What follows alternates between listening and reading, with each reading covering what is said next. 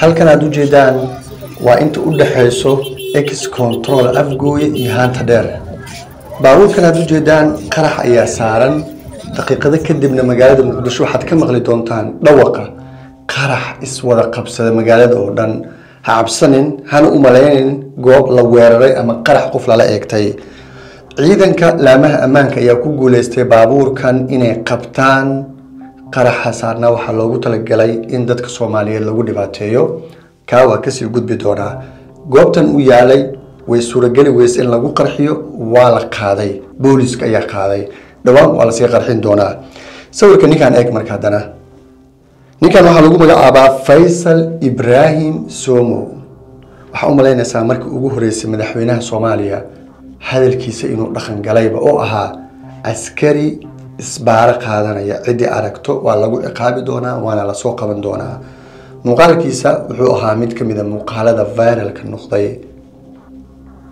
shalay isagoo isbaara qaadanaya nin dhalinyaro oo gaadiidka BL-ka ka shaqeysta ayay isku heleen duleedka Muqdisho. hadalka dhaxmaray qayb kamid wuxuu ahaa sidan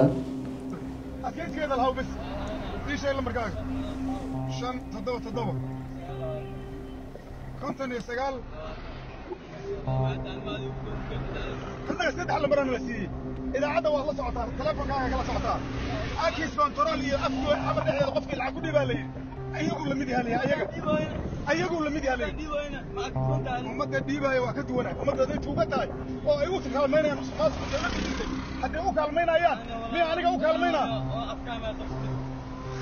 دولة واحد دي ضيع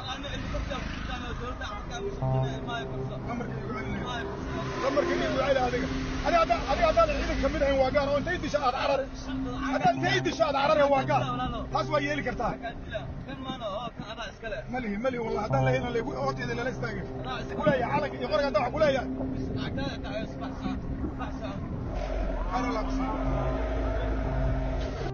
muuqaalka mugsi noqon doona mid kugu cusub laakiin muhiimadu waa inuu dhaqan galayo hadalkii madaxweynaha ee ahaa askarigii lagu arka xatooyo iyo askarigii isbaara lagu arko.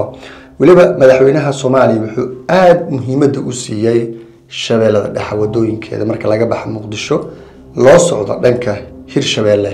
dhankaas ayuu aad madaxweynaha ugu celceliyay maalmo ka hor hadalkiisa laakiin marka la hadalay uu ka hadlay askarigii lagu arka isbaaro in ciqaab la marsiin doono. maanta waxaan arkaynaa askari Soomaaliyeed maalintii shalay mid kamid ah gaadiidka dadweynaha isbaaro u dhigtay la soo qabtay sawir laga qaaday degmada Dharkeelle laga soo qabtay. waa qayb kamid ah marka shaqooyinka hirgalayo laamaha amniga ee ku guuleysanayaan soo qabashada shakhsiyaadka noocan oo kala ah. waa mid kamid ah shaqooyinka ugu wanaagsan ayaa lagu tilmaami karaa. tani waxay joojin doontaa in la arko askari wadada isbaara dhiganayo sababtoo ah hadii kan ciqaabtiisa la marsay iyo kuwa la midka ah waxa yaraan doono ama la weyn doonaa qof shacaba oo ka cabanaya isbaara loo dhigtay waliba askari uniformka dawladda ku libisan oo isbaara laga caawinayo lagana sheeganayo. muuqaalkan intaas aan kugu koobay la wadaag saaxiibadaada mahadsanideen.